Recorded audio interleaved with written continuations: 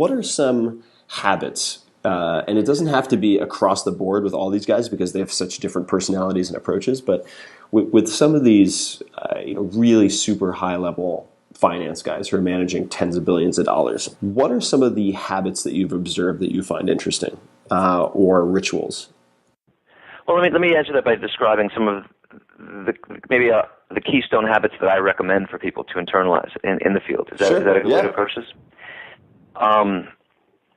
First of all, meditation. I mean, we're speaking about this theme of cognitive biases, or basically observing your mental addictions the moment that they set in. Meditation is as deep and as powerful a tool as I could possibly describe. I mean, and maybe 6 or 7 years ago, when I was first talking about meditation with guys in the finance world, it seemed like some woo-woo, strange thing for them to take on. But as more and more people are integrating it into their process, I mean, you wouldn't believe how many of the most powerful players in the world are meditating very deeply. It's just an amazing way of deepening the creative process, deepening presence, expanding your energetic relationship to the world, gaining insight, and realizing that most of the thinking that we do basically springs from mental addiction. And much of people's lives are spent in an emotional swirl, which is a reactive one. And having a relationship's presence, which allows you to see through the kind of the illusion of that emotional swirl or of those mental addictions. I mean, meditation is an incredibly powerful tool, which I know you know quite deeply. I've been meditating since I was 17, 18 years old. I know it's a big part of your life as well, Tim. So that's a very, very important habit. The idea of waking up first thing in the morning and turning your mind to creative work, pre-input, as opposed to checking email and getting reactive, opening up your channel to the unconscious mind first thing when you wake up in the morning, doing the same, ending the workday with quality, hugely important. I remember when I went skiing with Billy Kidd, who, as you might recall, was one of the great downhill racers from back in, I think, the 60s Olympic ski team. Awesome dude. Now he's out in Colorado wearing a cowboy hat. Just a timeless guy, brilliant dude. And, he was saying to me years ago when I first skied with him, Josh, what do you think are the 3 most important turns of the ski run? And, I've asked that question to a lot of people since. And most people will say the middle because it's the hardest, the beginning because they're getting momentum. Billy describes the 3 most important turns of the ski run are the last 3 before you get in the lift. And it's a very, very subtle point. And for those of you who are skiers, you know that that's when the slope is leveled off, there's less challenge. Most people are very sloppy then. They're taking the muscles off of they're taking the weight off the muscles they've been using. They have bad form. Problem with that is that on the lift ride up, unconsciously, you're internalizing bad body mechanics.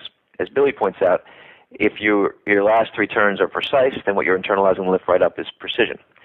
So I carry this on to the guys who I train in the finance world, for example, ending the workday with very high quality, which opens up, for one thing, you're internalizing quality overnight. And we're nurturing themes as well as skills, right? It's one thing to learn skills, but the higher art is to learn themes or meta themes that will ultimately spontaneously up into the internalization of hundreds of what I would call local habits. And so if you're practicing quality, you're deepening the muscle of quality. And you're also focusing the unconscious mind in an area of complexity, which you'll then tap first thing in the morning. So this is a core habit. Journaling, certain post-mortem processes, reflecting on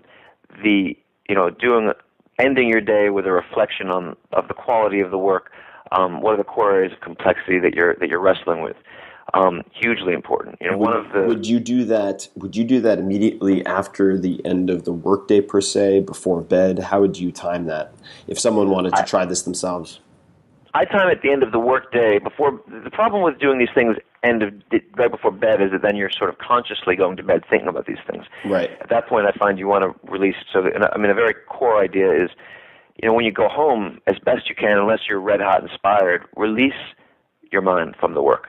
It's very important to give your stress and recovery core habit, right? You want to be turning it on and turning it off, and teaching people to turning it off is a huge part of teaching them to turn it on much more intensely. And so stress and recovery workouts, interval training, and meditation together are beautiful habits to develop to cultivate the art of turning it on and turning it off. So if you're undulating your heart rate, for example, between 170, 172, 174, and say 144, the practice of lowering your heart rate over the course of, say, 45 seconds is akin to falling asleep, releasing your tension.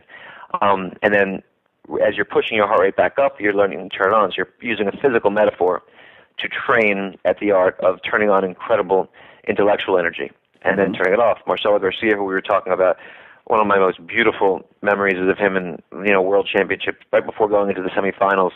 Raucous bleacher, everyone's screaming, yelling. He's sleeping in the bleacher. You'd wake him up. He'd sort of stumble into the ring. You've never seen a guy more relaxed before going into a World Championship fight. And then he can turn it off so deeply, and man, when he goes in the ring, you can't turn it on with any more intensity than he can. And his ability to turn it off is directly aligned with how intensely he can turn it on. So training people to do this, have stress and recovery, undulation throughout their day. And then, thematically, this ties into, again, this internal proactive orientation. And, building a daily architecture which is around understanding your creative process as opposed to reacting to things, feeling guilty that you're not working, really teaching people to tap into their internal compass. So those are some of the core themes and habits that I would bring up first.